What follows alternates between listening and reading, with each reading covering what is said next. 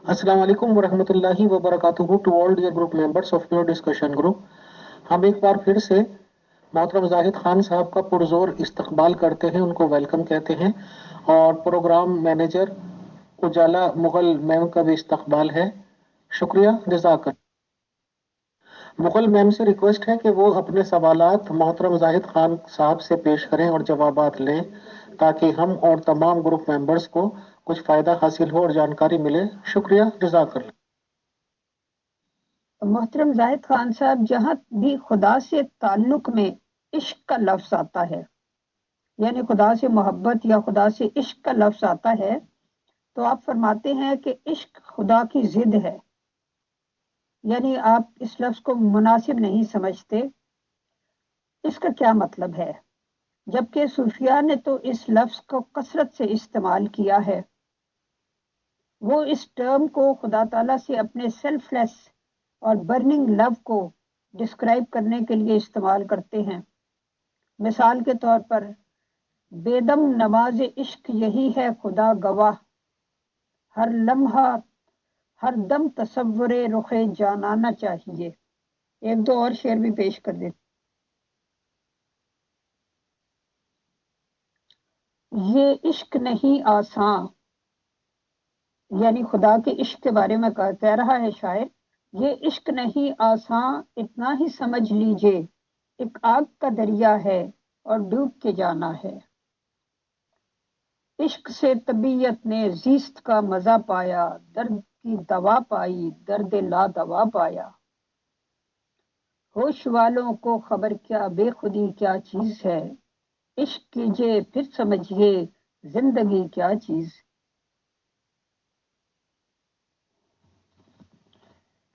इश्क देखे बगैर नहीं होता और मोहब्बत सुनने से भी हो जाती है। तो इश्क एक जिद है जिसके अंदर इंसानी जिद आ जाती है और खुदा की कोई जिद नहीं है। इश्क के मरहाइल में सूफियों ने अपने आप को हलाकत तक में डाल दिया, और जब इश्क हुआ, जब दीदारे इलाही हुआ और पर्दे उठे, तो वो काम नहीं कर सके जिसके लिए इन्होंने इश्क को थैया थैया किया था। फिर खामोशी से एक नुक्कड़ में बैठ गए।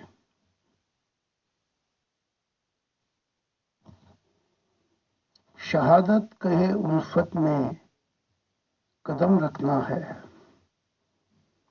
लोग समझते हैं आसान है खालिक से मिलना।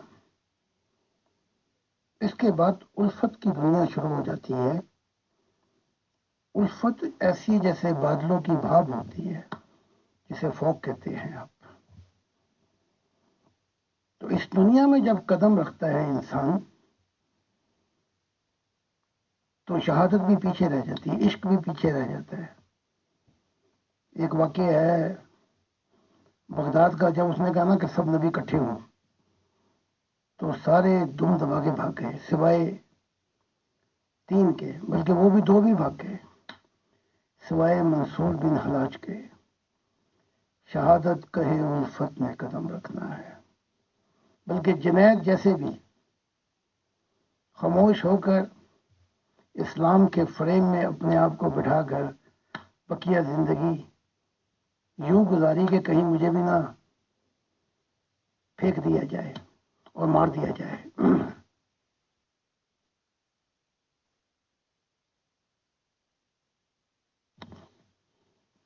मोहब्बत इलाही में जाकर फिर बका मिलती है।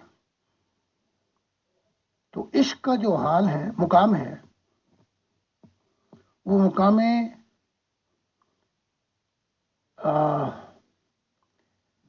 क्या कहते हैं, जिसमें बैलेंस नहीं होता। लेकिन मोहब्बत इलाही में बका मिलती है जाके। تو جہاں بیلنس نہیں ہے عشق الہی میں، یہ فناؤں کے مقامات ہیں، اور جہاں بقا ملتی ہے محبت الہی کو، جہاں پہ ٹھہرتی ہے مسکن خدا کے، یہ مقام بقا ہے۔ اسے کہتے ہیں مقام، اسے کہتے ہیں سہو، سہو، جس کے اندر خدا کی شراب پی کر انسان ہوش میں آ جاتا ہے۔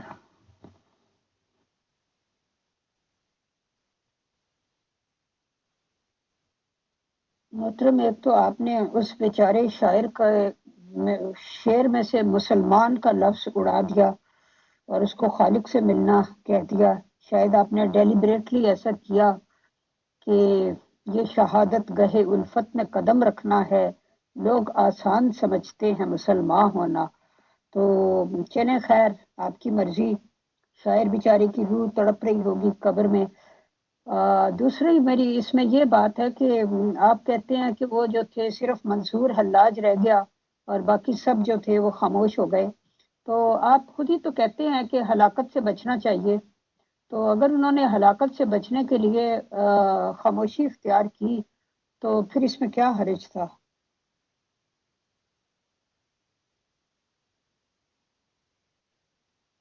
فیصل بھائی، کافر ہونے کا فتویٰ نہ لگے، عاشق ہونے کا تو فتویٰ بڑا بے ضرر سا ہے۔ ہاں، میں نے مسلمان کا لفظ اس لیے نکال دیا کہ ایمان کی بیسس پر خدا کا دیدار نہیں ہوتا، اس کے آگے بھی بڑے مراحل ہیں جن سے گزرنا ہوتا ہے، اور وہ جو سارے دم دبا کے بھاگ گئے تھے ان کو وہی بھی ہوئی خدا کی کہ میری زمین بہت بڑی ہے، سفر کرو تاکہ میری تعلیمات پہنچے، لیکن وہ وہیں دم دبا کے بیٹھ بھی گئے۔ اور اسلام کے فریم میں جب صوفیت کو انہوں نے ڈالا اسلام کے فریم میں، تو پھر خدا ان صوفیوں کو خدا حافظ بھی کہہ گیا۔ لیکن ایک ہی شخص تھا جس کی آج بھی فرانس میں کتابیں بھی ہیں اور یورپ منصور کو جانتا بھی ہے کہ خدا سے محبت الہی کیا ہوتی ہے۔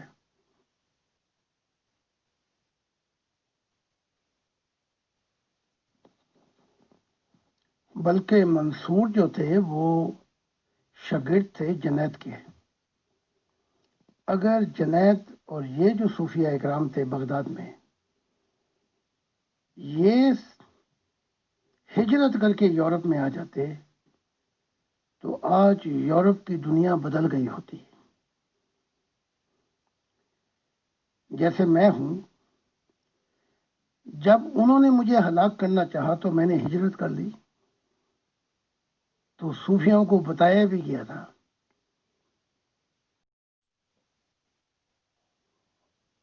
عیسیٰ ابن زکریا کی طرح کہ اب یہاں زمین تنگ ہے تو روم کی طرف چلے جاؤ۔ تو جب خدا گائیڈنس دیتا ہے تبھی تو رہ گئی پیچھے ساری صوفیت، اور کشمیر کی جگہ جانے کی بجائے، روم کی جگہ جانے کی بجائے کشمیر کی طرف ہجرت کی، تو آج یورپین کو وہ آسمانی باتوں کی خبر نہیں لگی۔ یہ تو میں نے آپ کو تھوڑی سی بات بتائی ہے، ابھی اس کے پیچھے اور بڑی باتیں ہیں۔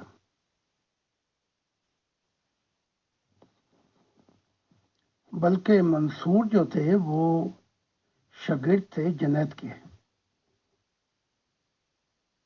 محترم، یہاں میری ایک لطیف سا فکرہ مجھے سوجا کہ ان صوفیاء نے سمجھا ہوگا کہ زندہ رہیں گے تو خدا کی وسیع زمین میں سفر کریں گے نا، اگر ادھر ہی سولی دے دیے گئے تو پھر کیا ہم نے سفر کرنا ہے خدا کی وسیع زمین میں؟ آپ اس بارے میں جو آپ کہہ رہے ہیں کہ بہت سی باتیں ہیں، اگر آپ اس میں سے مزید کچھ کا انکشاف کرنا چاہیں تو پلیز کر دیجئے، ہمارے لیے تو بہرحال وہ بہت بڑی نعمت ہوگی۔ Thank you. جو آپ نے سمجھا وہ انہوں نے نہیں سمجھا کہ راہ پہ جانے تے واہ پہ جانے.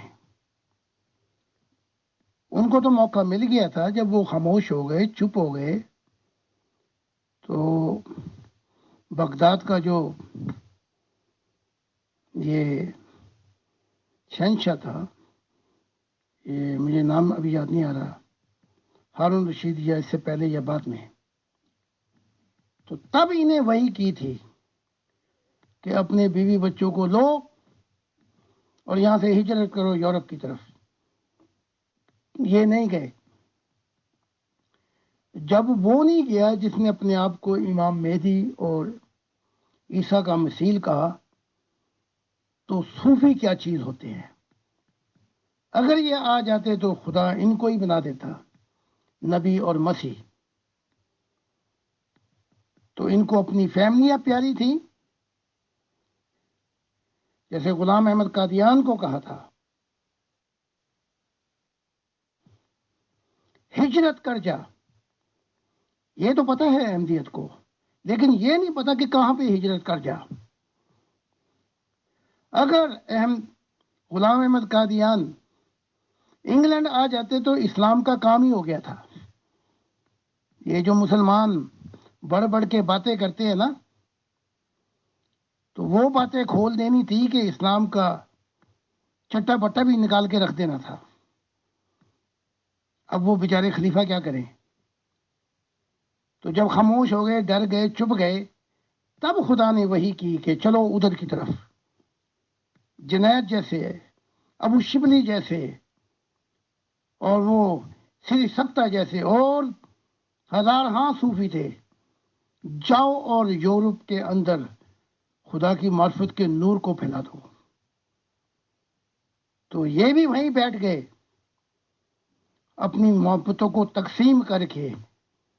اور میں پہلا شخص ہوں، میں نے خدا کی محبت کو تقسیم نہیں کیا.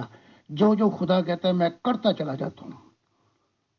تو یہ بچ بچا ہو گیا یہ مسلمانوں کو اسلام کا، کہ غلام احمد قادیان انگلینڈ نہیں گئے. یہ وہیں پہنچ کے پھر وہ باتیں بتاتے کہ یہ جو چھوٹی موٹی یہ اسلام رہ گیا، یہ بھی کیا تھا. جی محترم، بہت بہت شکریہ. میں انتہائی ادب کے ساتھ یہ سوال کرنا چاہتی ہوں کہ اگر ابھی اللہ تعالیٰ آپ کو وحی کرے کہ آپ پاکستان کی طرف ہجرت کر جاؤ، تو کیا آپ کر لیں گے؟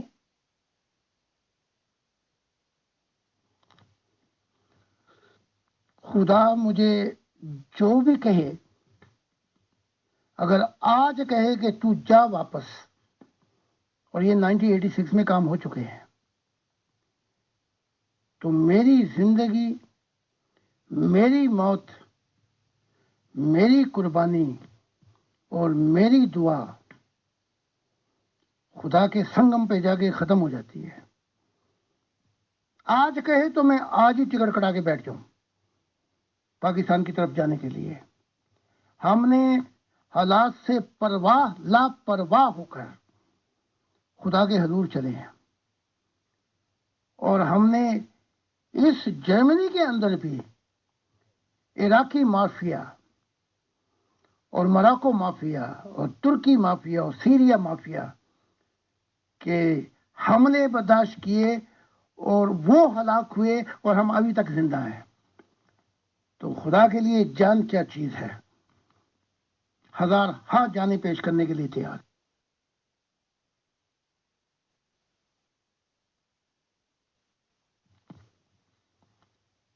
لیکن خدا کی ذات. ابھی کا ایک واقعہ ہے، میں پاکستان کیا چیز ہے کہ جب میں بول رہا تھا، تو جب یہ مجھ پہ حملہ ہوا، اور اس حملے کے اندر پولیس نے مجھے چاہا کہ میں روک دوں اپنی تقریر، میں نے نہیں روکی اور جاری رکھی. یہی کام انگلینڈ میں ہوئے، یہی کام ہنگری میں ہوئے، چیکوسلواکیا میں ہوئے. 200-250 میری ریلی ہیں جو میں نے پورے یورپ میں دی ہیں. تو پاکستان کیا چیز ہے، اگر خدا کے جا اور چڑھ وہاں پہ کراس پہ، تو ہم ابھی بھی جانے کے لیے تیار ہیں. ہم نے فیملیوں، اپنی بیویوں، اپنے بچوں، دنیا کی ساری چیزوں کو ایک طرف کر کے ہم خدا کے حضور حاضر ہیں۔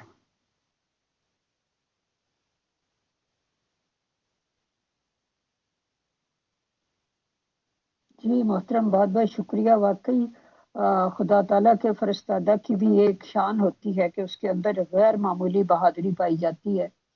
اللہ تعالیٰ آپ کو صحت والی لمبی زندگی دے اور آپ کے مشن کی تکمیل میں وہ آپ کے ہمیشہ ساتھ ہو۔ بہت شکریہ، مجھے بڑی خوشی ہوئی آپ کے اس جواب سے۔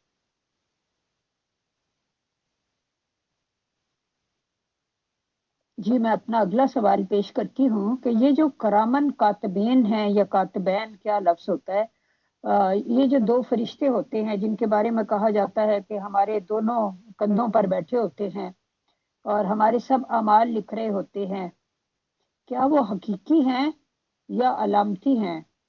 کیا وہ نظر آتے ہیں؟ کیا آپ نے کبھی ان کو دیکھا ہے؟ مرزا غالب نے تو ان کو کافی کنڈیم کیا تھا اور فرمایا تھا کہ پکڑے جاتے ہیں فرشتوں کے لکھے پر ناحق، آدمی کوئی ہمارا دم تحریر بھی تھا، یعنی کہ کوئی آدمی بھی کیا اس وقت موجود تھا جب ہماری یہ سارا کچھ لکھا جا رہا تھا تو ہمیں پکڑا جا رہا ہے فرشتوں کے لکھے پر۔ بہرحال آپ غالب صاحب نے تو ظاہر ہے وہ شاعر تھے، اپنے انداز سے بات کی، لیکن یہ بتائیں کہ کیا یہ فرشتے حقیقی ہیں یا علامتی ہیں؟ آپ کل ہی کی بات ہے، آپ کیونکہ نہیں آتی نا وہ زوم کے اوپر، تو زوم پر ایک شخص آیا جس نے جرمنی میں 10,000 لوگ مسلمان انتہا پسند مجھ پہ چڑھا دیے اور گولیاں بھی چلائیں اور کئی ہزار انتہا پسند لوگوں کو لے کر چاہا کہ جو میرا گھر تھا جرمنی میں اس کو جلا دیا جائے، لیکن پولیس کی وجہ سے وہ یہ کام نہیں ہو سکے، تو وہ پھر جیل چلا گیا۔ پر اس جیل کے اندر یہ واقعہ مجھے آپ کو بتانا ہے، وہ ایک دن دعا کر رہا تھا خدا سے اور پوچھ رہا تھا میں حق پہ ہوں یا یہ نبی جو ہے یہ حق پہ ہے؟ تو وہ کیا دیکھتا ہے جیل کے اندر ہی؟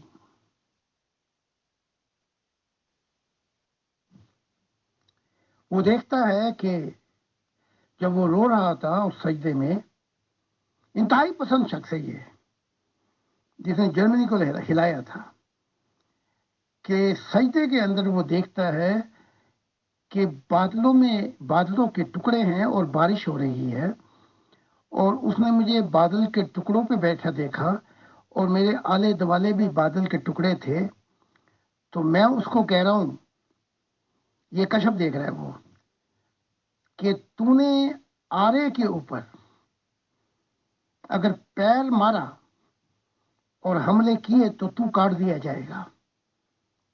اور پھر وہ کہتا ہے کہ میں نے دیکھا کہ انگلی کے اشارے سے وہ بادل جس میں سے مختلف نوروں کی بارش ہو رہی تھی، انگلی کے اشارے سے آپ نے مجھے بھیجا۔ وہ کہتا ہے کہ میں جیل کے اندر مجھ پر ایسی ہوائیں چلیں، ایسا مجھ پہ وجد، اور وہ ٹکڑا لے کے مجھے آسمانوں پہ پہنچا، اور وہ جو چیز مجھ پر طاری ہوئی اس کے بعد میں جان گیا کہ میں حق پہ نہیں تھا۔ اور وہ شخص کل تھا آیا اور اس نے اعلانیہ میڈیا پہ بھی معافی مانگی اور سب سے، اور کہا اب میں خدا کے دل کے لیے کام کرنا چاہتا ہوں۔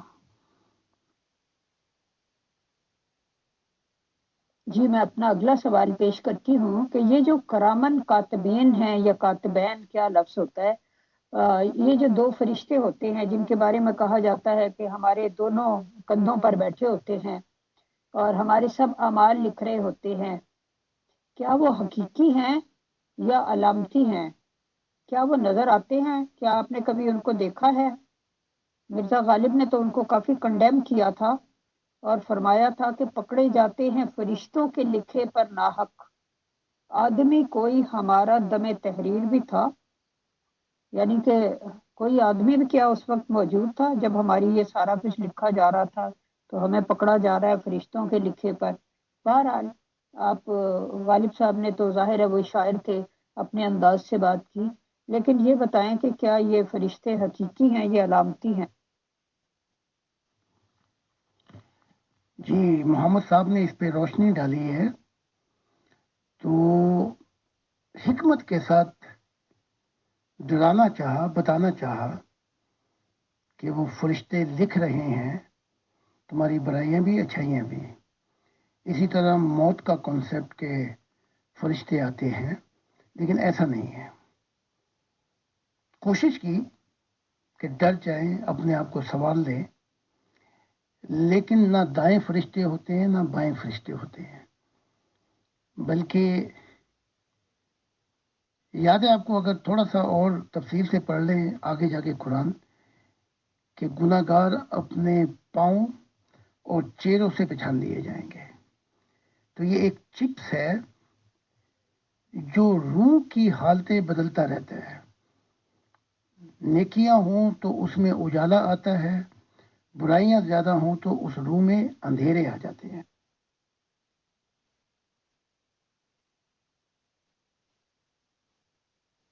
جی محترم، یہ جو واقعہ آپ نے شیئر کیا، اس کے شیئر کرنے کا بہت بہت شکریہ. یہ بہت ہی ایمان افروز واقعہ ہے، اور میں اس قسم کے ہر واقعے پر یقین کرتی ہوں، کیونکہ میں سمجھتی ہوں کہ خدا تعالیٰ بہت زیادہ قدرتوں کا مالک ہے، اور وہ جب چاہے جس کو چاہے اس کا دل پھیر سکتا ہے، اور جیسے چاہے وہ اس کے اوپر جلوہ افروز ہو سکتا ہے، اور کسی کی سچائی اس کے اوپر کھول سکتا ہے. تو وہ ہمارا رب جس کی ہم عبادت کرتے ہیں، وہ بے انتہا قدرتوں کا مالک ہے.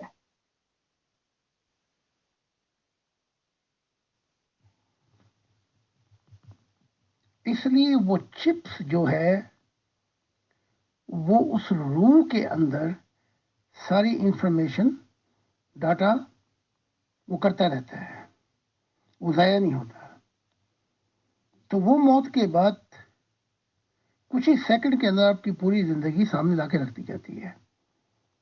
تو یہ ایک کانسیپٹ تھا. سچائی نہیں بدلتی، سچائی کا اظہار بدل جاتا ہے. اسی طرح بتایا گیا تھا موت کے فرشتے وہ بھی نہیں آتے. اس کے متعلق میں تفصیلات سے بتا چکا ہوں کہ موت کا پروسیس کیا ہے، کیونکہ اب اظہار جو ہے وہ اپنی مکمل کاملیت کی طرف اشارہ کرتا ہے کہ باتیں کھل کے بتائی جائیں، کیونکہ 21 سینچری میں ماڈرن مین جو ہے بہت شعور پا چکا ہے.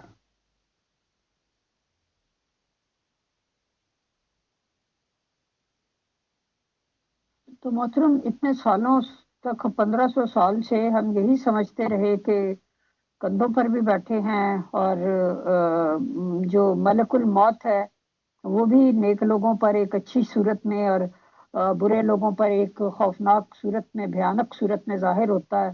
اس کے بعد ادھر سے فرصت ہوئی تو قبر میں جاتے ہی منکر نکیر گھیر لیتے ہیں، وغیرہ وغیرہ. تو یہ سب معاملات علامتی ہی ہیں. تو میں تو دیکھتی ہوں کہ پھر مذہب میں موسٹلی چیزیں پیشگوئیاں ہوں، معجزے ہوں، یا کشفی ہیں، یا تمثیلی ہیں، یا علامتی ہیں. کچھ حقیقی بھی ہے کہ نہیں؟ یہ نہ ہو کہ آگے جا کر جنت دوزخ بھی سب کچھ علامتی ہی ہو.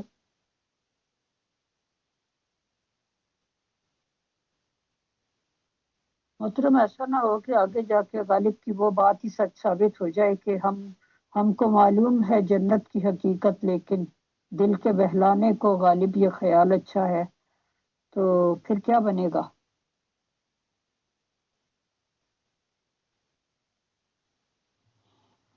ہماری کتابیں جو خدا کا اب بیان کر رہا ہے یہ تو پڑھیں گی ان کی تیسری نسلیں، لیکن پھر سمجھانا پڑے گا قرآن سے ہی. ابتدا میں قرآن کہتا ہے بن دیکھے فرشتوں پہ ایمان لاؤ، بن دیکھے آخرت پہ ایمان لاؤ، بن دیکھے فلاں فلاں چیز پر ایمان لاؤ. تو یہ تو ایک ابتدائی تعلیم ہو گئی. آگے جائیں، تھوڑا سا سفر کریں. یہاں پہ مصیبت جو ہے یہ سفر نہیں کرتے لوگ، پورا سفر کر لیں جیسے جیسے گائیڈنس دے رہا ہے، تو ان کی روحانی حصے کھل جائیں. پھر اگلی جب پیراؤں میں آپ پہنچتے ہیں، تقوی کے 3 مقامات ہیں، اب یہ تو میں بیان نہیں کر سکتا، بڑی دیر ہو جائے گی.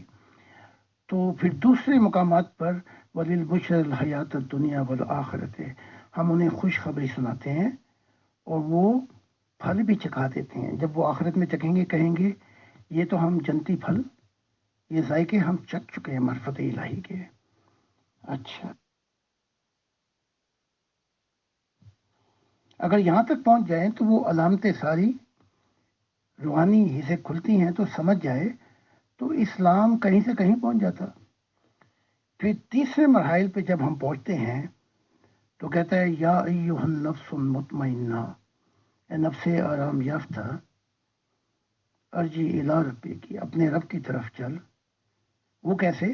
یہاں ہر مومن کو الہام اور وحی بھی ہو سکتی ہے، آواز بھی آتی ہے خدا کی، اور کہتا ہے میری طرف آ، میں تجھ سے راضی تو مجھ سے راضی. اس کے بعد یہ تیسری منزل پر ان جنتوں میں سفر شروع ہو جاتے ہیں. اگر صوفیہ اکرام چاہے خون کی قربانیاں دینی پڑتی، لیکن اگر بتاتے جاتے تو میرا مشن آسان ہو گیا تھا، اور آج عیسائیت کی اور اسلام کی حالتیں بدل چکی تھیں. بہرحال رات گئی بات گئی، اور اب حقیقت یہ ہے.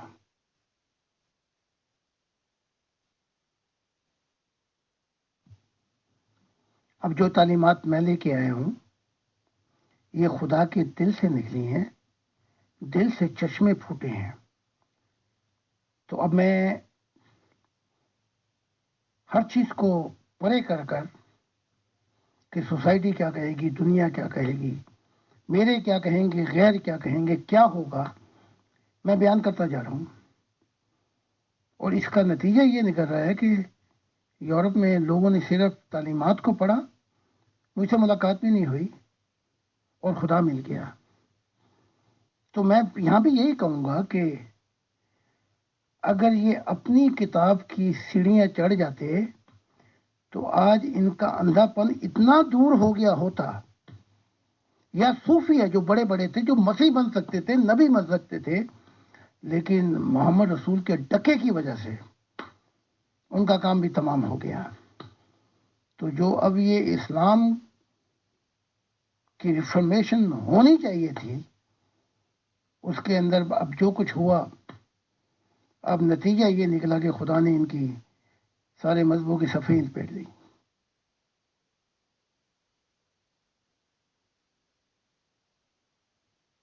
جی محترم، آپ کا بہت شکریہ. یہ جو بات ہو رہی تمثیلی اور علامتی کی، تو ہمارے ایک معزز ممبر صاحب کا سوال بھی اس بارے میں میرے پاس آیا ہوا ہے، تو میں ذرا وہ فارورڈ کرتی ہوں آپ کو.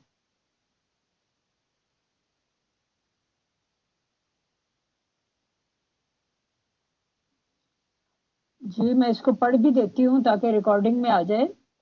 آپ نے فرمایا تھا کہ مذہب کے اندر تمثیلی باتوں نے انسانیت کو گمراہ کیا. آپ کے عالم ارواح کے سفر اور روحانی جنتوں کی سیریں کس حد تک حقیقی اور کہاں تک تمثیلی ہیں؟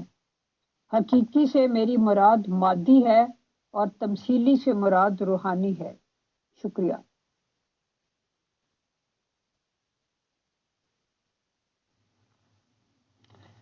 سمبولیکل زبان جو عیسیٰ ابن زکریا نے استعمال کی یا محمد صاحب نے استعمال کی، اس سے کمپلیکیشن بہت آ گئی. پھر ان گنجلوں کو کھولتے کھولتے اور گنجل آ گئے، تو بات کہیں سے کہیں جا پہنچی. تو اس لیے خدا نے مجھے اس 21 سینچری میں منع کر دیا ہے کہ کسی علامتی اور سمبل زبان میں باتیں بتاؤں جس سے آنے والی انسانیت ٹھوکر کھا جائے. ٹھوکر بہترین لفظ ہوگا. اب میں آتا ہوں مادی کیا چیز ہے اور روحانیت کیا چیز ہے. رات کے وقت میری آنکھوں میں جو نور ہوتا ہے، اس سے کمرے میں ہوں تو کمرہ نور سے روشن ہو جاتا ہے، آسمانی نور سے، اور جنگل میں ہوں تو پورا جنگل آسمانی نور سے میری آنکھوں سے روشن ہو جاتا ہے. اب یہ دیکھیں، یہ روحانیت میں نہیں بلکہ مادیت میں بھی ہو رہا ہے.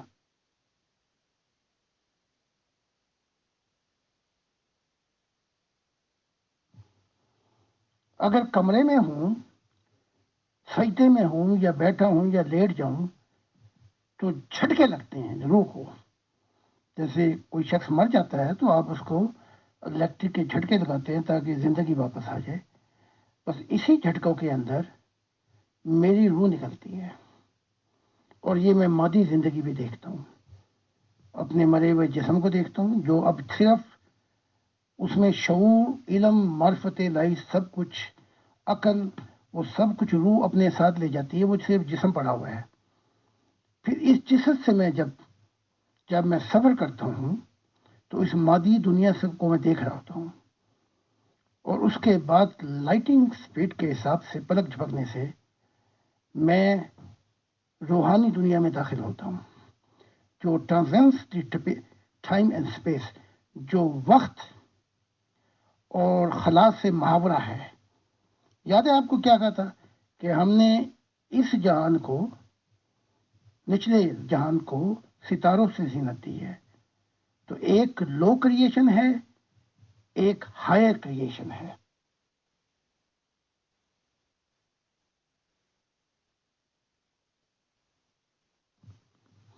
تو روح میں اگر نور شدت سے ہے تو اس میں ملٹی سسٹم ہے. یہ مادی دنیا میں بھی سفر کر سکتی ہے، اور میں نے مادی دنیا میں ایسے ایسے سیارے دیکھے ہیں جہاں پہ زندگی آباد ہے. اور یہ پھر ملٹی سسٹم اس روح میں ہے، یہ ٹرانسفر کر دیتی ہے اپنے آپ کو چھٹکے کے ساتھ. جیسے راکٹ جاتا ہے مون پر، لیکن ایک جگہ آتی ہے جہاں پہ جھٹکے سے پچھلا راکٹ نیچے گر جاتا ہے، اگلا آگے جاتا ہے. تو پھر روحانی دنیا میں داخل ہو جاتا ہوں. یہ سب کچھ نظام خدا نے اس روح میں ہی رکھا ہوا ہے. اور پھر میں اس روحانی دنیا میں جو مشاہدات، جو سفر ہے عجیب عجیب قسم کے مسٹیریس، ان کو کرتا ہوں. پھر جب واپس آ رہا ہوتا ہوں اس ظاہری کائنات میں تو اس مادی دنیا کو بھی میں مشاہدہ کرتا جاتا ہوں. تو یہ مادیت میں بھی ہے اور یہ روحانیت میں بھی ہے. امید ہے کہ اس سوال کا جواب اگر مکمل نہیں ہوا تو سائل سوال کرنے والا پھر پوچھ سکتا.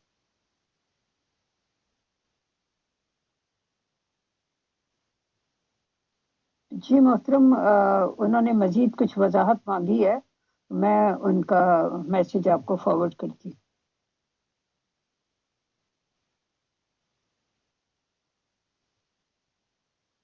جی محترم، میں اس کو پڑھ بھی دیتی ہوں. آپ کے کمرے اور جنگل میں جو روشنی ہو جاتی ہے، کیا وہ دوسرے لوگوں کو بھی نظر آتی ہے یا صرف آپ ہی دیکھ پاتے ہیں؟ یہ جو سوال انہوں نے پوچھا ہے ان معزز ممبر نے، میرے اپنے ذہن میں بھی یہ سوال پیدا ہوا تھا، اور میں یہ پوچھنا ہی چاہتی تھی کہ ان کی طرف سے یہ سوال آ گیا. بہرحال آپ کی خدمت میں پیش کر دیا گیا.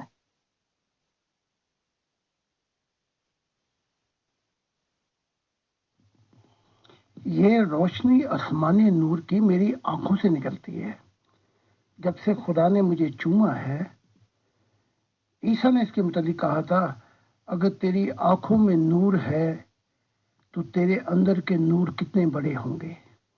اگر تیری آنکھوں میں اندھیرا ہے تو تیرے اندر کے اندھیرے کتنے بڑے ہوں گے. ہاں، میں گواہ کے طور پہ کئی ممبروں کو پیش کر سکتا ہوں کہ انہوں نے جنگلوں میں میرا جسم بدل گیا اور انہوں نے نورم نور دیکھی میری روح کو. اور 50 تھے تو 30 نے دیکھی، 20 تھے تو 3 نے دیکھی. یہ میں گواہ کے طور پہ پیش کر دیتا ہوں. تو جن جن کی معرفت الہی اور روحانی سے کھلی ہوئی تھی ان پر خدا نے عنایت کی ہیں، اور میں اس کے گواہ بھی پیش کر دیتا ہوں کہ انہوں نے ایک دفعہ نہیں، سینکڑوں مرتبہ یہ فنامنا دیکھا ہے، یعنی کہ یہ خدا کی عنایات دیکھی ہیں.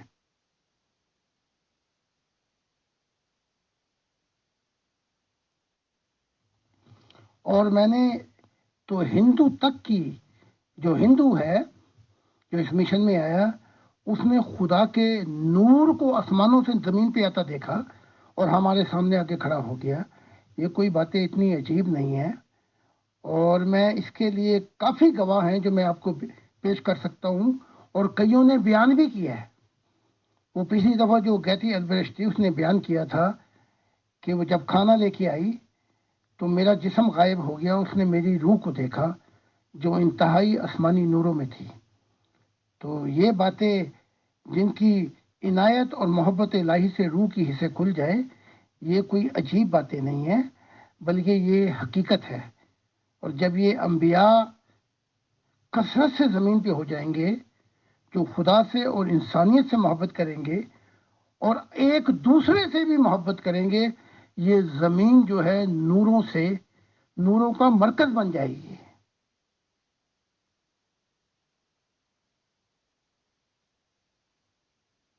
بہت شکریہ محترم زاہد خان صاحب۔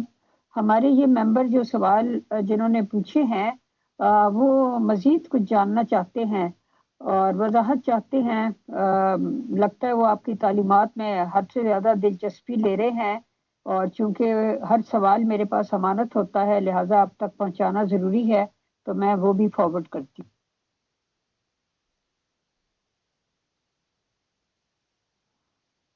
انہوں نے پوچھا ہے کہ اسی طرح آپ کی روح جسم سے نکل جاتی ہے اور آپ اپنے مردہ بدن کو دیکھ رہے ہوتے ہیں۔ سوال یہ ہے کہ کیا اس بدن کو کلینکلی ڈیڈ باڈی بھی کہا جائے گا یا یہ صرف آپ کا احساس ہے؟ شکریہ۔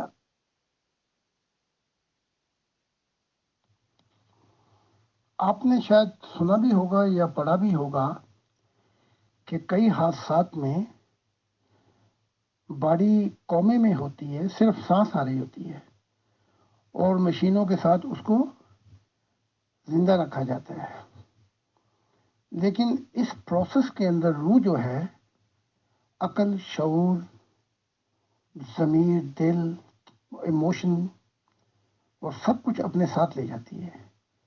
اس وقت جسم جو ہے یہ بیٹری کی طرح چلتا ہے، جیسے بیٹری ٹھک ٹھک ٹھک ٹھک۔ تو روح کا جو قانون ہے وہ 18 گھنٹے کا قانون ہے۔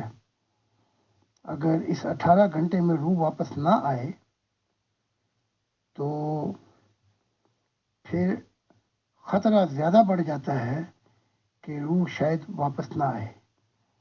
تو مستقبل کے اندر خدا نے مجھے دکھایا ہے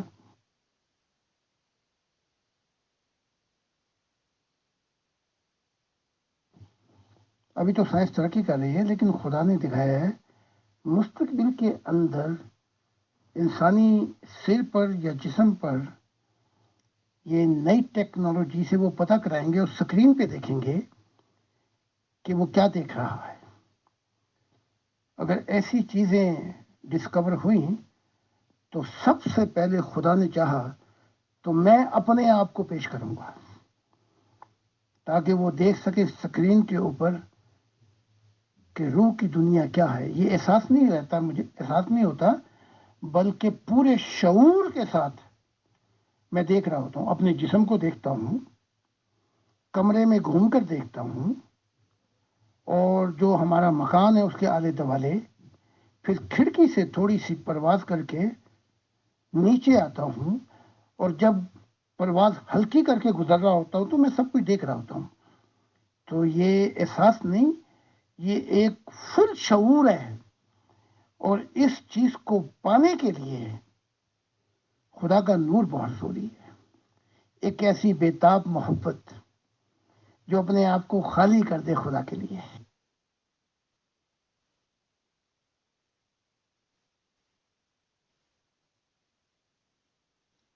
مطلب وہ ان معزز ممبر نے لکھ کر بھیجا ہے کہ فرینکفرٹ کی کسی کھلی جگہ پر اگر 1000 آدمی اکٹھے ہو جائیں اور آپ کو دیکھیں تو ان میں سے اندازاً کتنے لوگ ہوں گے جو آپ کی آنکھوں سے نکلتے ہوئے نور کا مشاہدہ کریں گے؟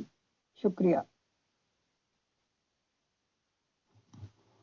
اندھے چاہے کروڑوں اکٹھے ہو جائیں، اندھے کو کیا دکھائے گا؟ دونوں گڑھے میں گریں گے۔ بلکہ ہماری موومنٹ کے خاص خاص لوگ ہیں، ان میں سے بھی کئی دیکھ پاتے ہیں، کئی دیکھ نہیں پاتے۔ ہاں، میں دیکھ رہا ہوتا ہوں، اگر میں فرینکفرٹ کے اوپر سے پرواز کر رہا ہوتا ہوں تو میں دیکھ رہا ہوتا ہوں کس روح کتنی روحوں میں اندھیرے ہیں، کتنی روحیں بگڑی ہوئی ہیں، کتنی روحیں بھوتوں کی طرح ہیں، کتنی روح کا کسی کا چہرہ صاف ہے کہ نہیں ہے، میں دیکھ رہا ہوتا ہوں. تو یہ تو سوال جو ہے یہ لاجک نہیں ہے اس کو کہ میں گزر رہا ہوں فرینٹ پٹ پہ اور کتنی روحیں میرے نور کو دیکھ رہی ہیں. یہ دنیا جو ہے، جو خدا سے اتنی دور ہے، جو اندھی ہے روحانیت میں، جب مذہب والے سارے اندھے ہیں تقریباً، تو یہ اندھے کیا دیکھیں گے؟ بلکہ جو سفر کر رہے ہیں روحانیت کا، ان میں سے بھی جو ہے، جو اپنے سفر کو تقریباً پہنچ چکے ہیں، جیسے میں نے پہلے بتایا تھا 50 ہوں تو ان میں سے جو روحانیت کے اندر خدا کی تعلیمات اور اس کے نور کو پا چکے ہیں وہ دیکھتے ہیں.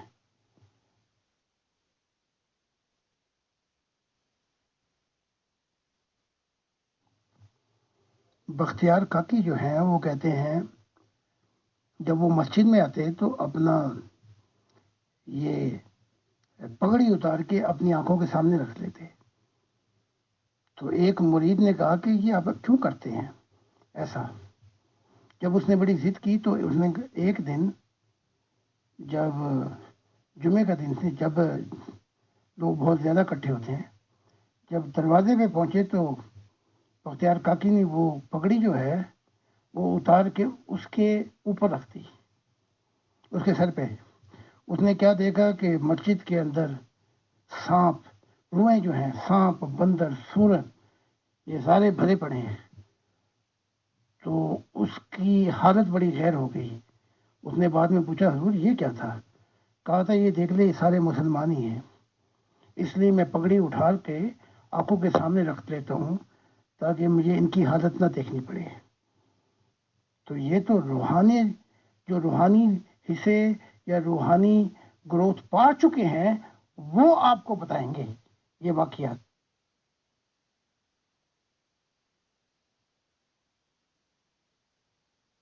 جی شکریہ محترم زاہد خان صاحب، آپ بے شک درست فرماتے ہیں، کیونکہ یہ جو روحانی معاملات ہوتے ہیں اور یہ روحانی سفر ہوتے ہیں یہ عام آدمی کی سمجھ سے بالاتر ہوتے ہیں، اور نہ ہی انہیں ان مادی آنکھوں سے دیکھا جا سکتا ہے. اور باقی جہاں تک رسول پاک صلی اللہ علیہ وآلہ وسلم کی معراج کا واقعہ ہے، اس کے بارے میں بھی کسی شاعر نے کیا خوب تصویر کشی کی ہے کہ زنجیر بھی ہلتی رہی، بستر بھی رہا گرم، ایک پل میں سوئے عرش گئے آئے محمد.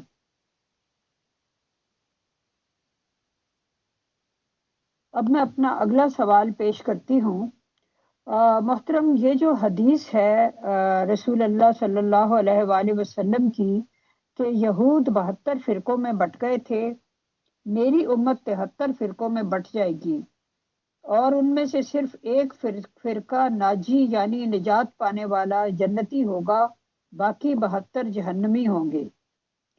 جماعت احمدیہ اس حدیث کو خاص طور پر اپنے اوپر چسپاں کرتی ہے کہ وہ فرقہ یا جماعت ہم ہیں، کیونکہ 72 نے مل جل کر ہمیں دائرہ اسلام سے باہر کیا.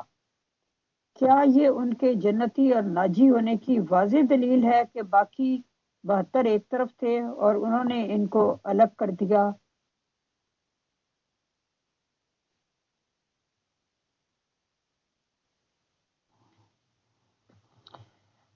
حقیقت یہ ہے کہ اسلام کے جتنے بھی فرقے ہیں وہ تو جہنمی ہو گئے. اس امت کے بدترین مخلوق ان کے علماء بھی ہو گئے.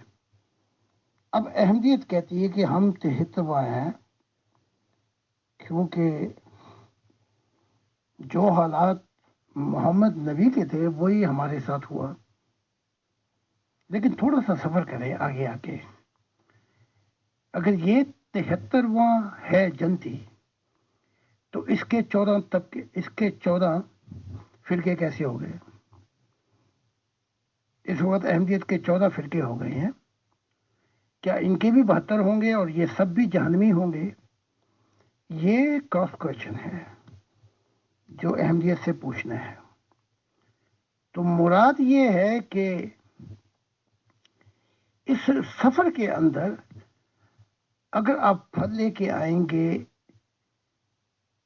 تو خدا آپ کو برکتیں دے گا. اگر نہیں لائیں گے تو پھر وہ کسی اور قوم کو, کسی اور کو چن دے گا.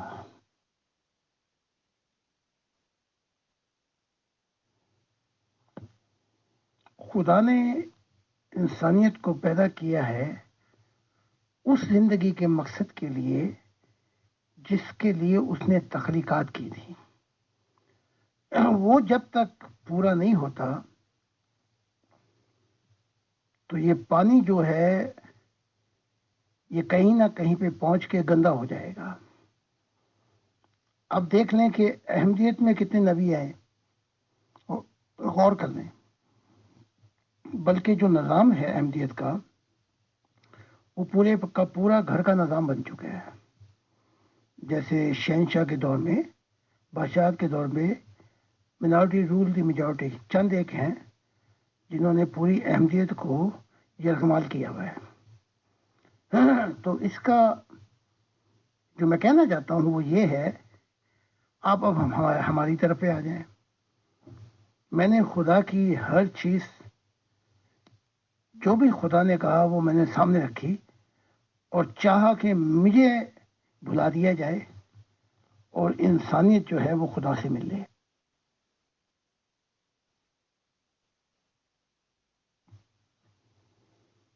تو خدا نے مجھے بھی دیکھا کہ میں کیا کہتا ہوں اور کیا ہوتا ہے اگر یہ واقعات ہو جائیں. خدا نے میرے ہی ایک انسانیت کے خاندان میں 15 نبی بھیج دیے, اور خدا کا شکر ہے کہ میں نے ان نبیوں کو اپنے سے بھی آگے کر دیا کہ جاؤ اور بتاؤ انسانیت کو کہ ہر شخص خدا کو مل سکتا ہے. خدا کی راہ میں جو بھی کوئی صاف کر دے گا اور چاہے گا کہ وہ نبی پیچھے رہ جائے اور خدا کا نور زمین پر روشن ہو جائے, یہ بنیاد ہے جہاں سے خدا کی دنیا آ جائے گی. اور ہم یہ کام کر رہے ہیں, اور جب بھی ہم نے خدا کو دائیں بائیں آگے پیچھے کیا تو ہمارا حال بھی یہی ہوگا. لیکن خدا نے مجھے کہا کہ تو نے میری بنیاد جیسا میں نے چاہی تھی ویسے رکھ دی.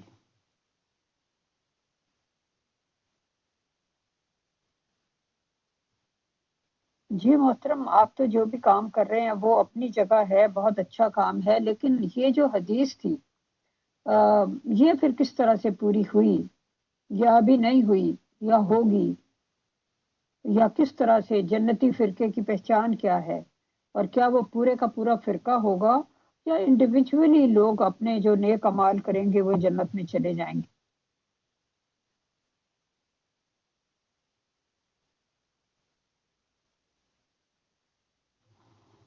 یہ گاڑی تو اسلام کی نکل گئی.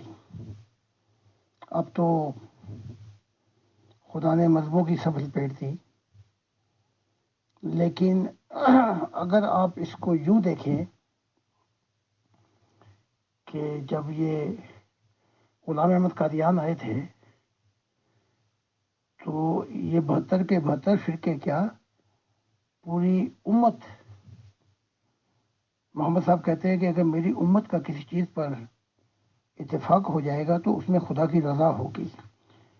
تو پوری کی پوری امت ہی کٹھی ہو گئی کہ غلام احمد قادیان جھوٹا ہے, شیطان گھسا ہوا ہے اس کے اندر, اور یہ امام مہدی نہیں بلکہ یہ دجال ہے. تو اگر ہم اس کو یوں لیں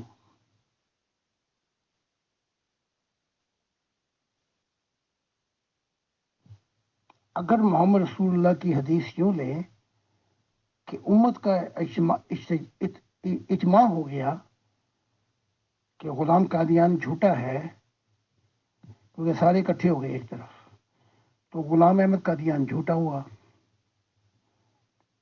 اور اگر یوں لیں اس کو حدیث کو کہ ساری امت ہی اکٹھی ہو گئی غلط فیصلے کے اوپر, تو پھر یہ کہیں گے, یا تو یہ کہیں کہ امت کا اجماع ہوا تو محمد غلام احمد قادیان جھوٹا ہے, یا ساری امتوں کا اور ان فرقوں کا اجماع ہوا تو میں کہتا ہوں کہ غلام احمد قادیان پھر اگر انگریزوں کا دور نہ ہوتا تو واقعتاً وہ حالت تھی اس وقت کہ حق پہ یہ فرقہ تھا غلام احمد قادیان کا. آگے جا کے خرابیاں کیوں آئیں؟ وہ کہتے ہیں کہ مدی گواہ چست اور مدی سست. نور الدین کہتے تھے کہ اگر مرزا غلام احمد یہ کہہ دیں کہ قرآن منسوخ ہے تو آج کے بعد قرآن ہمارے لیے منسوخ ہے. یہ کیوں بات کہہ دی نور الدین نے؟ نور الدین سے کچھ باتیں ہوئیں اور نور الدین نے کہا آپ کریں، ہم آپ کے ساتھ ہیں. لیکن غلام احمد قادیان نے وہ آسمانی باتیں نہیں کھولی تو یہاں سے گاڑی پنچر ہوئی ہے. یہاں پہ آ کر پھر یہ پانی جو ہے یہ رکا ہے. ورنہ نور الدین جیسے لوگ کب آتے ہیں بار بار؟ تو کہتے ہیں ہم قرآن کو بھی منسوخ کرتے ہیں، آج کے بعد یہ کتاب ختم ہو گئی ہمارے لیے. تو یہ تو اس پہ فرض بنتا تھا کہ وہ حق بیان کر دیتا، آسمانی باتیں بیان کر دیتا.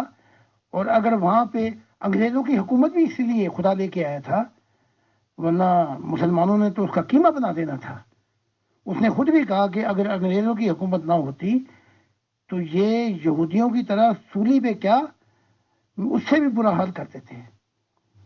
تو وہاں پہ جا کے یہ معاملات خراب ہوئے. 73 فرقے کا بھی حال اب ہم دیکھ رہے ہیں. جی، مولوی نور الدین صاحب ایک قلندر شفت آدمی تھے اور بے دھڑک جو بھی حق کی بات ہوتی تھی ان کے دل میں وہ کہہ دیتے تھے. جو آدمی اپنا مال، اپنی شہرت، اپنی ہر چیز داؤ پر لگا کر اس طرف آیا تھا، یہ جرت ظاہر ہے اسی میں ہو سکتی ہے. اب میں ایک اگلا سوال آپ کے سامنے پیش کرتی ہوں اور اس کے بعد جن صاحب کے اوپر سوال آ رہے تھے وہ ابھی کچھ اور پوچھنا چاہتے ہیں، وہ اس کے بعد وہ سوال رکھوں گی کیونکہ ابھی میں جو بات چیت ہو رہی ہے اس سے ریلیونٹ ایک سوال پیش کروں. اچھا، یہ جو جماعت کی بات ہوتی ہے کہ ایک فرقہ یا جماعت جنتی ہوگی، تو کیا بحیثیت جماعت یا فرقہ لوگ جنت میں جائیں گے؟ جیسے کہ احمدی لوگ کہتے ہیں کہ اگر ایک آم یا اگر ایک یا دو آم یا سیب خریدے جائیں تو خریدنے والا انہیں ہر پہلو سے جانچ پرکھ کر دیکھتا ہے کہ اس میں کوئی داغ وغیرہ تو نہیں، یا وہ باسی تو نہیں، یا اس میں کوئی اور کمزوری تو نہیں. لیکن جب پوری پیٹی خریدی جائے تو کمزور اور داغی مال بھی اچھے مال کے دام پر ہی بک جاتا ہے. مجھے یہ بات کافی احمدیوں کے پڑھے لکھے لوگوں نے مثال دینے کے لیے ذکر کی کہ جماعت کے ساتھ ہونا بڑا امپورٹنٹ ہوتا ہے. تو پوری پیٹی جس طرح بک جاتی ہے تو اس میں کمزور دانے بھی اچھے دانوں کے بھاؤ بک جاتے ہیں. تو میری دل کو یہ بات نہیں لگی، کیا آخرت میں ہر شخص کے انفرادی اعمال اور ایمان کو نہیں پرکھا جائے گا؟ کیا یہ منڈی میں پیٹی خریدنے کے طریق پر عمل کیا جائے گا؟ میں یہ آپ سے پوچھنا چاہتی ہوں.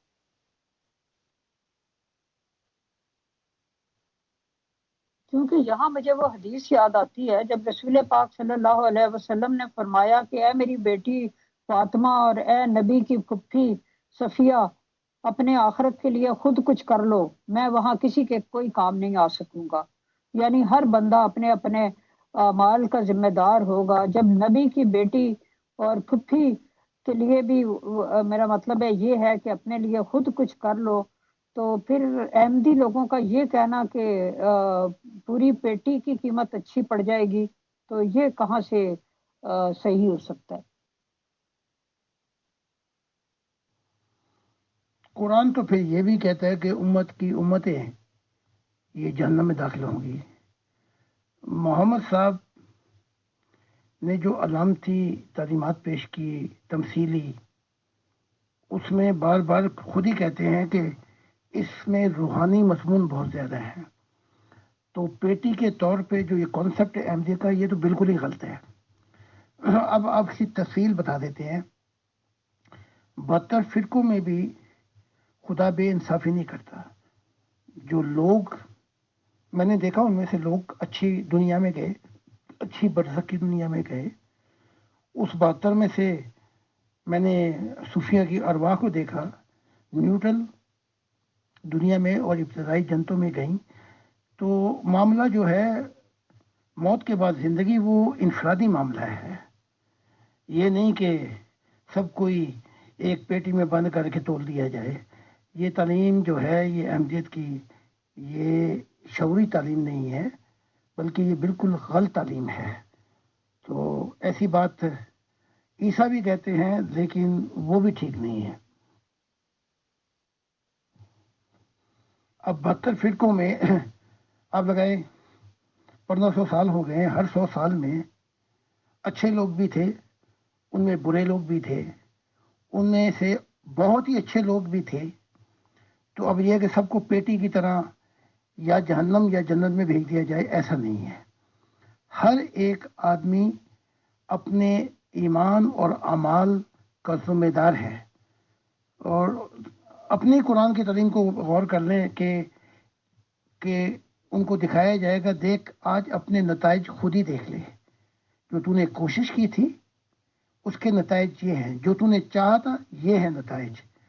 تو یہ آخرت ایسی چیز نہیں ہے کہ یہ جو نظام اور یہ بولی اور یہ وکیلوں کی طرح کہہ دینا کہ ایک پیٹی یا ادھر ہو جائے گی یا ادھر ہو جائے گی. یہ جھوٹی اور غلط تعلیمات ہیں. ہمیں خدا بچائے. خدا ایسا نہیں ہے. ہر انسان کی روح اس کے اپنی روحانی گروتھ کے مطابق اس کو بھیجا جائے گا جہاں بھی اس نے جانا ہے.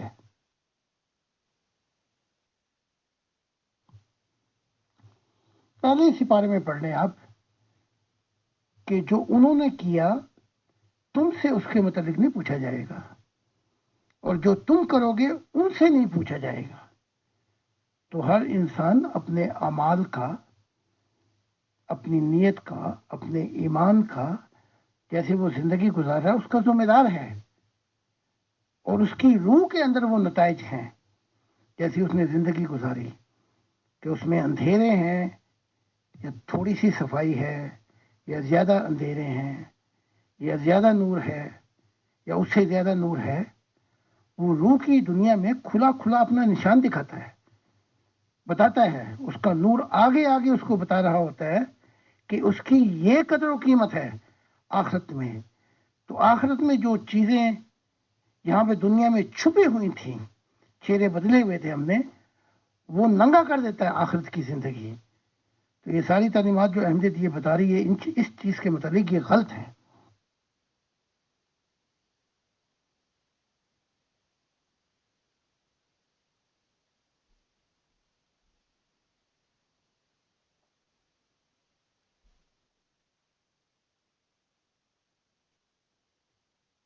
جی محترم, بہت بہت شکریہ, آپ نے سیکنڈ کر دیا. میرا بھی یہی خیال تھا کہ یہاں پیٹی اور منڈی والا کوئی حساب نہیں ہے, بلکہ ہر بندہ جو ہے وہ اپنے اپنے اعمال پہ تولا جائے گا. اچھا, بہرحال اوپر جو صاحب ہمارے ممبر سوال کر رہے تھے آپ سے, ان کو شاید شدید قسم کی جستجو ہے حقیقت حال کو سمجھنے کی, کہ ان کے نزدیک یہ مسئلہ کافی پیچیدہ ہو گیا ہے. کہ آپ کا کہنا ہے کہ وہ منظر جو ہے وہ اندھوں کو نظر نہیں آئے گا. تو انہوں نے مزید ایک تحریر بھیجی ہے, وہ میں آپ کی خدمت میں پیش کرتی ہوں. جی, وہ فرماتے ہیں کہ جس تجربے کو صرف آپ ہی جان پاتے ہیں اور بقول آپ کے اندھے نہیں دیکھ سکتے, تو وہ تجربہ روحانی ہی تو ہے, مادی کیسے ہو گیا؟ مجھے حقیقت حال کو سمجھنے کی بہت جستجو ہے, اس لیے بڑے ادب سے یہ آخری سوال کر رہا ہوں. شکریہ.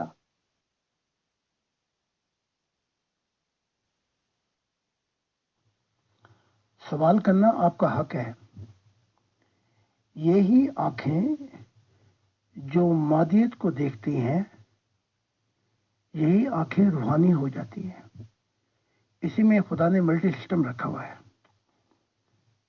میں آپ کو اور مثال دے دیتا ہوں، اگر کہیں گے تو گواہ بھی پیش کروں گا. میں اپنا واز دے رہا ہوں، میز پر بیٹھے ہوئے ہیں لوگ، پانی پی رہے ہیں، جوس پی رہے ہیں، اور میں اپنا واز دے رہا ہوں اور وہ مجھے دیکھ رہے ہیں، میں انہیں دیکھ رہا ہوں. اتنے میں ہی یہی مادی چیزیں روحانیت میں بدل جاتی ہیں اور وہ مجھے نور میں دیکھ رہے ہیں. اسی حالت میں پھر انہوں نے میرے پیچھے فرشتوں کو دیکھا، اسی حالت میں دیکھا کہ انبیاء بھی کھڑے ہیں، اسی حالت میں پھر وہ مادیت بھی واپس مادی صورت میں مادی اس میں آ گئی آنکھیں. تو انہی آنکھیں جو یہ مادی ہے، مادی نظارہ کرتی ہیں کائنات کا، لمحوں کے اندر یہ روحانیت میں تبدیل ہو جاتی ہیں، لمحوں میں یہ پھر اپنی مادی شکل اختیار کر لیتی ہیں. تو میں بیٹھا ہوں میز کے اوپر کتاب لکھ رہا ہوں، یا میں کتاب بھی لکھ رہا ہوں اور اسی وقت میں جنتوں کو بھی دیکھ رہا ہوں. تو خدا نے اس کے اندر وہ نظام رکھا ہے روح کے اندر کہ اس کی تفصیلات کے لیے آپ کو میری کتابیں پڑھنی پڑیں. تو آپ یوں کہہ لیں، یہی کان جو آواز سنتے ہیں، یہی کان جو ہے یہ خدا کی آواز بھی سن سکتے ہیں. خدا کی آواز سنی روحانیت ہوگی. میں نے آپ کی آواز سنی، آپ نے میری آواز سنی، تو ہم اس کو مادیت میں بھی سن رہے ہیں. تو یہی 5 حصے جو ہیں سونگنے کی، یہی ایموشنل، یہی ٹیسٹ، یہ روحانیت میں بھی بدل جاتی ہیں. اسی کے اندر ایک کورس سسٹم ہے جو خدا نے رکھا ہے. جب روحانیت میں ترقی ہوتی ہے اور تو یہ روحانیت میں بھی تبدیل ہوتی ہیں، جیسے موسم بدلتے ہیں، اور مادیت میں بھی تو ہم 24 گھنٹے ہی ہوتے ہیں. تو یہ راز ہے، اس کو خدا کی محبت الہی کے سفر، خدا کی منشا کے اندر یہ راز کھلتے ہیں. محترم زاہد خان صاحب، آپ کا بہت بہت شکریہ. بادل ناخواستہ وائنڈ اپ کرنا پڑ رہا ہے کیونکہ کافی ٹائم ہو گیا ہے. اب میں مائک فیصل بھائی کو ہینڈ اوور کر دیتی ہوں. اگر ان کے پاس کوئی سوال ہو کسی ممبر کا یا اپنا تو وہ بھی پوچھ لیں، اور اس کے بعد پھر آپ سے الوداعی کلمات بھی وہی کہہ لیں گے. بہرحال میں تو میری طرف سے تہہ دل سے شکریہ. پوچھنا یہ چاہتا ہوں، اوپر انہوں نے یہ میسج کیا ہے کہ یہ 72 فرقے بھی جہنمی ہو گئے اور ان کے علماء بھی بدترین مخلوق ہو گئے آسمان کے نیچے. تو پھر اللہ تعالیٰ نے، انہوں نے بدترین مخلوق نے ساری نے مل کے مرزا صاحب کو کافر قرار دیا ہے. تو اللہ تعالیٰ نے اس بدترین مخلوق کا فیصلہ ماننا تھا یا اللہ نے اپنا فیصلہ ماننا تھا یا اپنے پاک بندے کا ساتھ دینا تھا؟ یہ انہوں نے خود ایڈمٹ کیا ہے اوپر، اور بعد میں یہی کہہ رہے ہیں کہ سب نے مل کر مرزا صاحب کو جھوٹا قرار دے دیا. تو یہ کس کا اللہ کا فیصلہ مانتے زاہد نبی صاحب یا بدترین مخلوق کا جن کو یہ کہہ رہے ہیں ان کا فیصلہ مانتے ہیں؟ یہ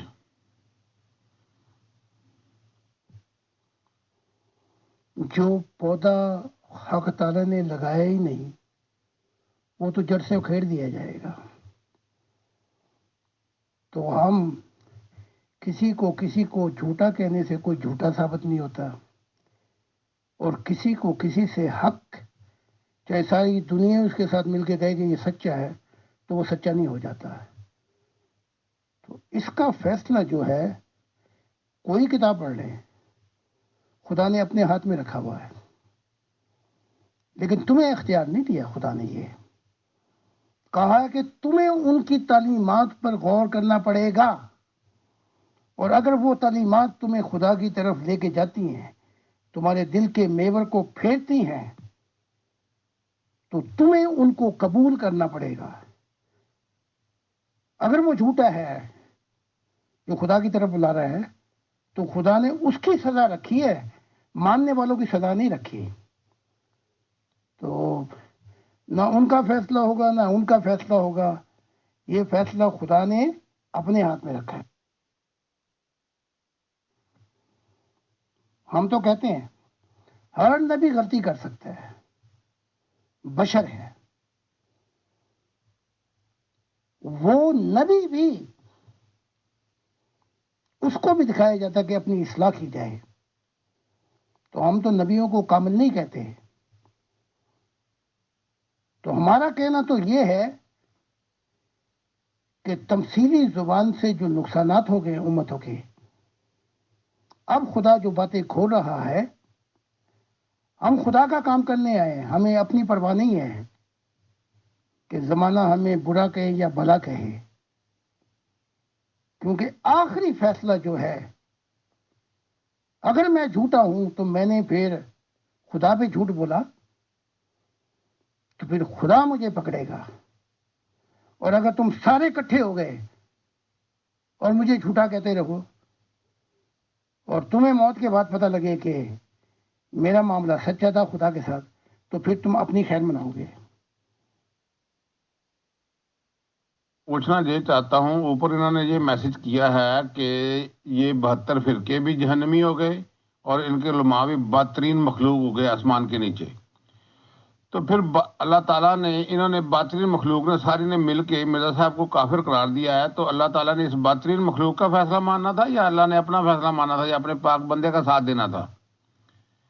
یہ انہوں نے خود ایڈمٹ کیا ہے اوپر، اور بعد میں یہی کہہ رہے ہیں کہ سب نے مل کر مرزا صاحب کو جھوٹا قرار دے دیا. تو یہ کس کا اللہ کا فیصلہ مانتے زاہد نبی صاحب یا بدترین مخلوق کا جن کو یہ کہہ رہے ہیں ان کا فیصلہ مانتے ہیں؟ یہ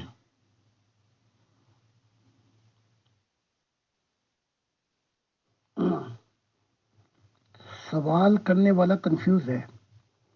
یہ کہنے والا محمد ہے. ہم تو کہتے ہیں کہ محمد صاحب نے بھی بڑی غلطیاں کی ہیں.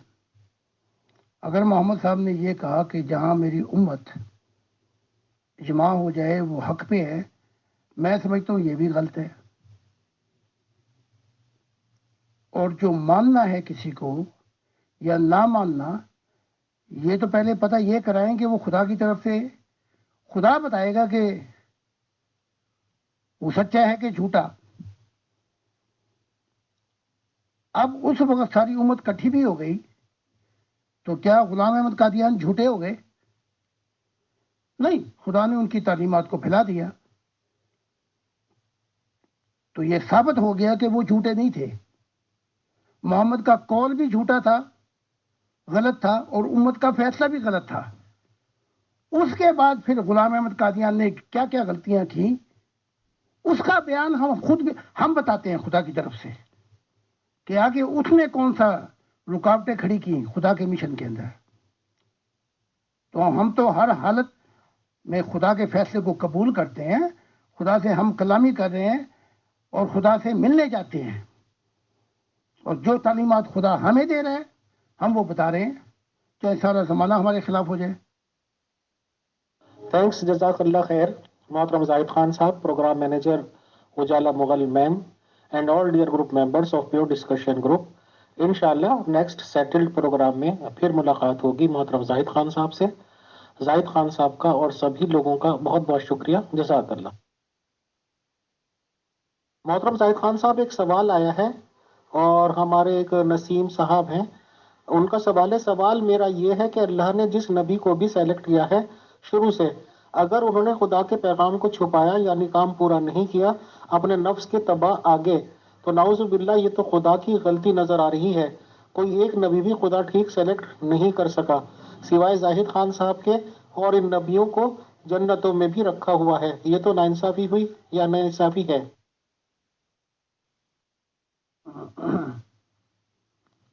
ساری زندگی ہم یہ بھول کرتے رہے، دھول چہرے پہ تھی، ہم آئینہ صاف کرتے رہے. حق تعالیٰ غلطی نہیں کرتا. یہ دو ڈیمینشن ہیں، ان کو سمجھنے کی ضرورت ہے. ایک ہے ڈائریکٹ ڈیمینشن خدا کی ذات کا، خدا غلطی سے پاک ہے، اور ایک ڈیمینشن ہے انڈائریکٹ انسانوں کا جو خدا کو چھوڑ بیٹھے ہیں. یہ نبی آسمانوں سے نہیں آتے، یہ آدم کی اولادی ہیں. تو اپنی اپنی روحانیت کی قابلیت کے مطابق ان سے فرشتے مخاطب ہوتے ہیں، ان میں غلطیاں بھی ہو جاتی ہیں. اس میں پھر خدا کا کیا تعلق ہے؟ خدا کا تعلق تو جب بنتا ہے جب انسان ڈائریکٹ ڈیمینشن خدا کے آمنے سامنے جا کے پہنچ جاتا ہے. تو ہر نبی اپنی روحانیت کے بل بوتے پہ پیغام کو سمجھتا ہے، اس کو آگے پھیلاتا ہے. اس میں بہت سی غلطیاں ہو جاتی ہیں، تو اس میں خدا کا کیا قصور؟ قصور تو ان انسانوں کا ہے جو خدا کو چھوڑ بیٹھے ہیں. ان میں نبی بھی ہیں، صدیق بھی ہیں، شہید بھی ہیں. تم کہتے ہو 1,44,000، میں 1,24,000، میں کہتا ہوں 1,48,000 ہے. ان میں بہت سے نبی خدا کو چھوڑ بھی گئے.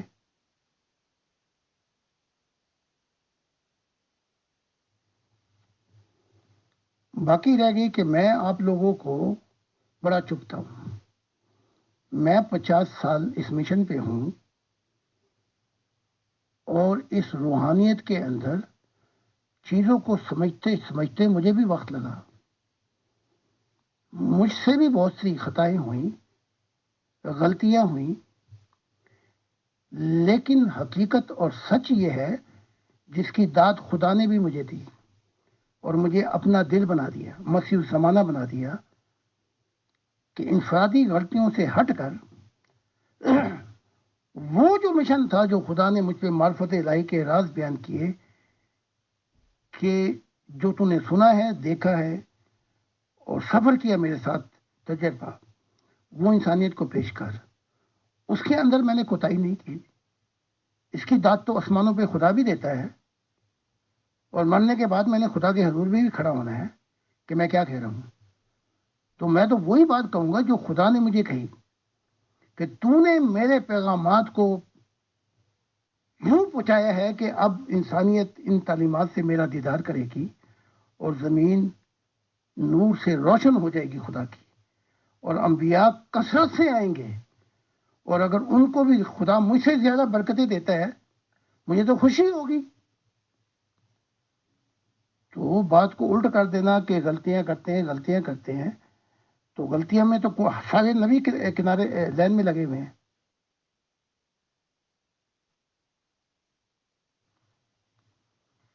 بہت بہت شکریہ امیر فیصل صاحب کا اور اجالا مغل صاحب کا. زندگی کا مقصد ہی یہی ہے کہ خدا کی ذات کو جانا جائے، اور ایسے جانا جائے جیسے اس نے محبت میں انسانیت کو پیدا کیا.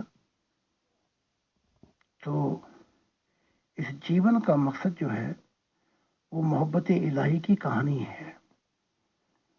جو محبت الہی کو پا گیا اسے وہ چابی ملے گی کہ وہ کل جہانوں کی معرفت الہی کو بھی جان جائے گا، پہچان جائے گا. تو بہت بہت شکریہ کہ آپ نے موقع دیا، اور مغل اجالا صاحبہ اور امیر فیصل صاحب، کہ ہم آہستہ آہستہ انسانیت کی طرف ترقی کر رہے ہیں. انسانیت سے مراد ہی یہی ہے کہ چیزوں کو سمجھا جائے، جانا جائے، اور خود ان کو اپنی روحانیت میں دیکھا جائے، تاکہ انسان منزل پہ پہنچے. Thank you so much. God bless.